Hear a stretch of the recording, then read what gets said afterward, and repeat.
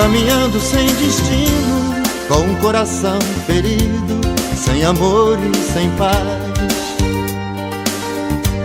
Era assim que eu andava, dando um passo para frente e 2 passos para trás. A lugar nenhum chegava, porque sozinho eu tentava carregar a minha cruz. Foi quando entendi que eu não ia conseguir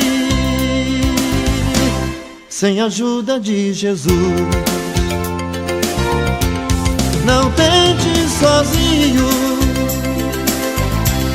você não vai conseguir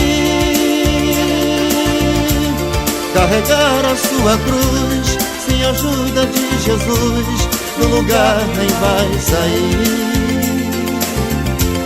Eu tentei sozinho e quase me acabei.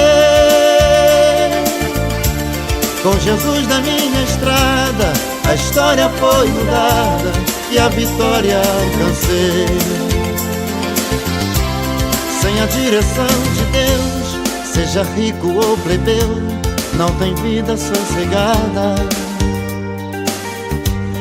Há sempre um motivo para que os seus objetivos se tornem sempre em nada. Procure entender que a força e o poder estão nas mãos de Jeová. Deixa desse sofrimento, a partir desse momento, deixa Deus te guiar.